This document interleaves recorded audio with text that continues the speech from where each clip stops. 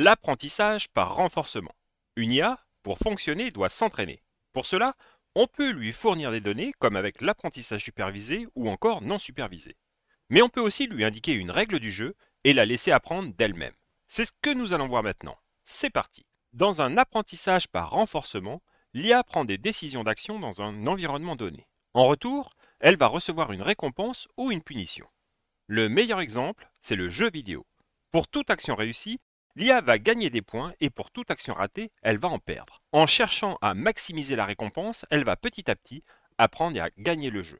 Pour notre exemple, nous allons imaginer que nous devons choisir entre deux portes. Derrière chacune d'elles se trouve ou non une récompense avec une certaine probabilité. Le but va donc être de déterminer quelle porte maximise nos chances d'obtenir une récompense. Pour cela, on va effectuer un apprentissage par renforcement. Alors, pour faire notre IA par renforcement, on va faire un exemple tout bête.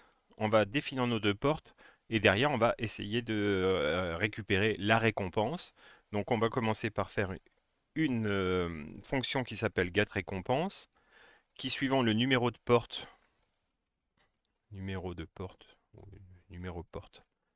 va nous renvoyer la récompense.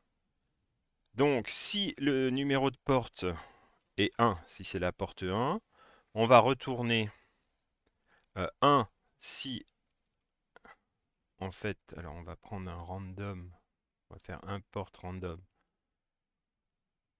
Hop, si random.random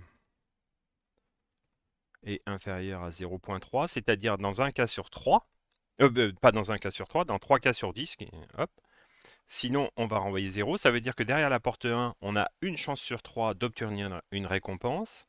Et derrière la porte 2, ben, ça va être le complémentaire. Donc, on va avoir 7 chances sur 10, donc 0,7 ici, d'obtenir la récompense. Donc, suivant les portes, ça nous donne la récompense.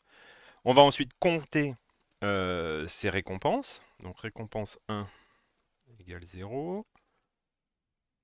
Récompense 2 aussi. Et puis, on va faire une boucle. On va faire par exemple 100 itérations. Hop. On va choisir notre porte. Donc là, on va faire un random.choice dans l'intervalle, enfin dans 1 et 2. Si on a choisi la porte 1, alors on va compter notre récompense 1 égale getRécompense de 1. Si le choix est 2, on va compter récompense de 2. Voilà. On aurait pu faire plus joli en faisant un tableau de récompenses et en utilisant l'index. Ça aurait été encore plus beau et on pourrait même ainsi faire autant de portes que l'on veut. Hop. Alors ensuite, on va afficher les récompenses. Hop, plus de récompense 1. Comme ça va nous permettre de valider ce qu'a trouvé l'ordinateur. Et récompense 2. Donc nous, on sait qu'il faut utiliser la porte 2 pour maximiser nos chances, mais lui ne le sait pas. Et donc lui, après ces itérations, va savoir si il faut choisir récompense 1 ou récompense 2. Donc là, on va afficher il faut choisir la porte 1. Hop. Et sinon, il faut choisir la porte 2. Voilà.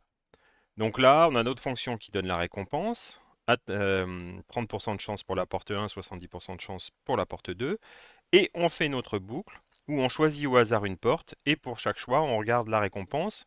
On incrémente nos récompenses. Et du coup, on connaît le maximum à la fin. C'est-à-dire, on connaît la porte qui nous donne le plus de chances de récupérer notre récompense. On lance. Et là, hop, ah bah oui, là forcément, hop, il faut mettre un plus égal, il faut incrémenter. On relance. Voilà. Et là, on s'aperçoit par exemple que sur les 100 tests, eh bien, on a eu 13 fois la récompense sur la porte 1, 31 fois sur la porte 2. Et donc, il faut choisir la porte 2. Et si on relance ce test, on s'aperçoit qu'à chaque fois, c'est le cas. Et ce qui est normal, on a beaucoup plus de chances pour la porte 2 que pour la porte 1. Mais lui ne le sait pas au début, avant de commencer l'itération. Et si on veut maximiser les chances de réussite, hop, on peut faire sur une plus grande boucle. Et ça donne bien sûr le même résultat. Alors ici, le test est super simple, on n'a que deux portes, mais on peut imaginer la même chose, par exemple avec un labyrinthe, où à chaque fois que la machine rencontre un mur, par exemple, eh bien, il ne va pas gagner de points et à chaque fois où il peut passer, il va gagner un point. Il va ainsi chercher le chemin qui va lui permettre de sortir du labyrinthe et d'arriver à l'arrivée, quoi.